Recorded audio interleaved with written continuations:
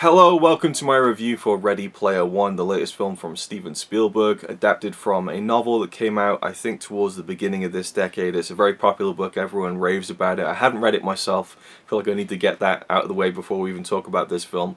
And it's a book filled with all these pop culture references. It's very much informed by the movies of the 80s and so on, and just is this big homage set in this future world in 2045 where we follow a young guy called Wade who lives in, squalor basically. His parents aren't around anymore, and he frequents the online video game world called the Oasis. Plug in a VR headset, maybe gloves. They have these different kind of varying pieces of equipment. You can have this full body suit where you can feel the touch of things inside the Oasis, and it is this huge open world thing where there's pretty much anything you could possibly imagine. You can earn coins. If you die in the game, you lose everything that you've built up and owned, and so people in the real world, they almost just live inside this Oasis. It's better than the kind of you look where Wade lives. It's kind of just all just stacked on top of each other. It's like the slums basically.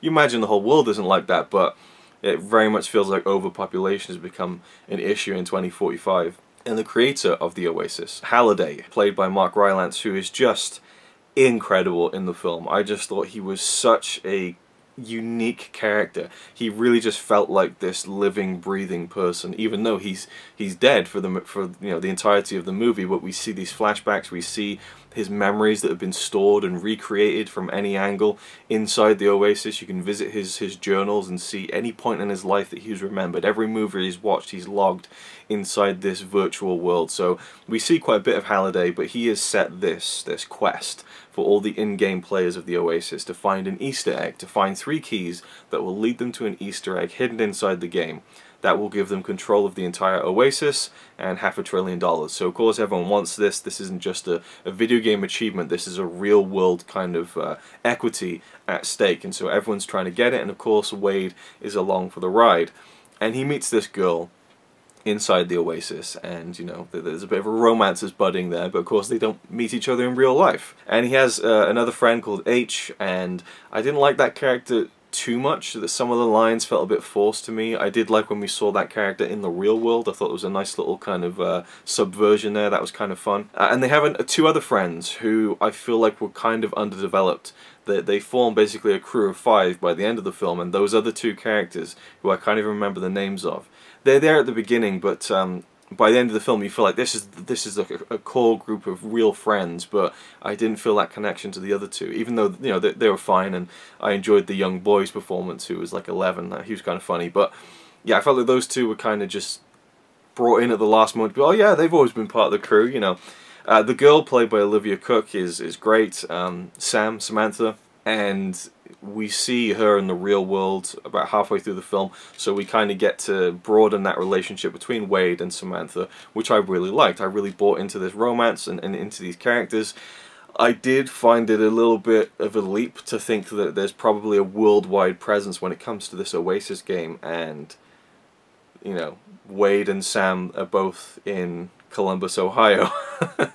And then the other 3 are also there, though I guess they could have traveled, but it all felt a very big world, and then, oh no, it's just a small world for the purpose of this story. And then we have, I forget the character's name, but this head of IOI, I think the corporation was called, played by Ben Mendelsohn, and he's like the evil corporate head. He wants to gain control of the Oasis for monetary reasons. There's a very fun scene when he's trying to pass himself off to Wade as someone who's into pop culture and stuff and knows John Hughes movies. Now this is the big thing, a lot of the movie takes place inside the Oasis. All the characters look very cartoony. They're not trying to strive for human, uncanny valley-like effects. It's not going to be like Grand Moff Tarkin in Rogue One, where everyone looks as real as possible. There is this very much cartoony style injected into all the characters inside the Oasis, and that was a great decision, I think, because I never really thought about it after the first couple of minutes, and I just was buying the characters because, of course, it's a video game. And it really worked, I thought, using that specific style where they weren't trying to overreach and attain this level of realism, but they were just focusing more on the details of the whole world and everything, and making it larger than life and cool and bright and colourful and fun more than anything. It's a really fun film. Took my brother to see it. He absolutely loved it. He said it's probably one of his favourite films.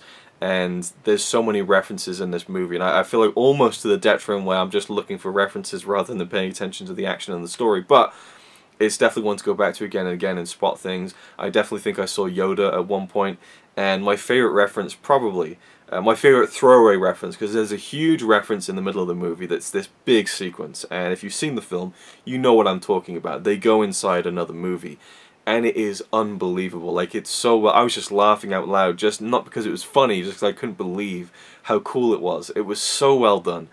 But my favourite kind of mini reference was actually a reference to The Last Action Hero, one of my favourite films that no one really talks about. I just couldn't believe I just saw a Jack Slater reference in Ready Player One. That was amazing.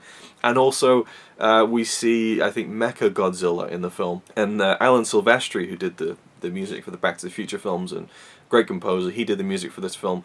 And he kind of weaved in the original 1954 Godzilla theme during that Mecha Godzilla sequence.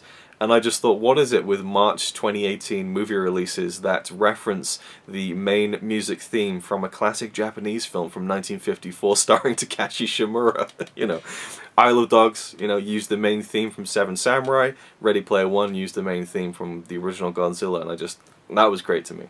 So, but does it rise above all the references and the Easter eggs and things like that?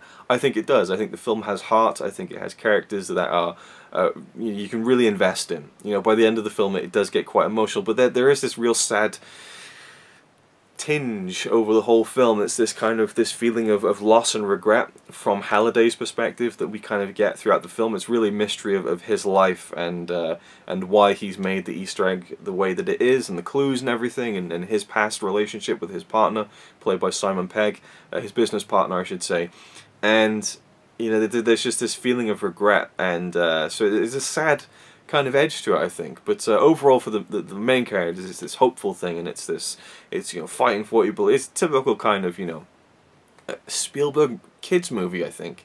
It's just, it really reminded me of those films that he made, you know, back in the 80s and stuff, like, well, not that he made The Goonies, but he was involved in the making of it, you know, like The Goonies, like E.T., like, it felt like one of those kinds of films, but obviously it's this big, massive, because I saw the trailers and I thought, this looks like it's going to be a hot mess, just absolute CGI garbage fest. It just looked too loud, too messy, but watching it in the context of the film, which I think is maybe even a little bit too long, I felt like it kind of outstayed its welcome by the end. It really drags out how it wraps up, but I did like that it gave those beats their time at the end of the film too, so it's just one of those things. But there's a scene towards the end which was just really sad to me, and just, you know, it was nice at the same time, but it was just kind of like, I really felt like Halliday was a character who never really got to live his life to the fullest, you know, and I guess they learned from that and so on. But anyway, Ready Player One, I loved. I thought that the score was really good. I like how it was using bits of Back to the Future. Obviously the DeLorean is in the movie, that's really fun. And yeah, it's a really, really fun film. It's what movies should be when it comes to blockbusters. Just, you know, big, large, you know, loud, larger than life, but also has a heart to it as well. It's not a masterpiece. It's not like, oh, it's amazing, but it's a really, really good film. I had a complete blast with, and definitely look forward to seeing it again. I kind of maybe even feel like going to seeing it again in 4DX. I feel like that would be a really cool experience. So if I do, I might report back on that. Otherwise, Ready Player One for me, really, really fun film. Doesn't quite crack my top 10 of the year so far, but definitely worth watching. So much fun, and for people who like references and Easter eggs, it's awesome. There's a couple of Rush references in there, which I was really kind of glad to see as a big fan of the band, but that's neither here nor there. I mean, there's stuff from video games to music to movies. It's all rolled into one, and it was great to see all these different properties kind of meshed together in bite-sized form. I didn't feel like the referencing ever outstayed its welcome or was laid on too thick, which I thought was really good. So there we go. That's my thoughts. Thanks for watching. Leave your thoughts down below, what you thought of the film, and I'll see you in the next video. He's alright by me. Apart from the fact he throws cans of Carlin into a tree. Yeah, he's really cool. Yeah, he's really cool. But he's not quite as cool as you.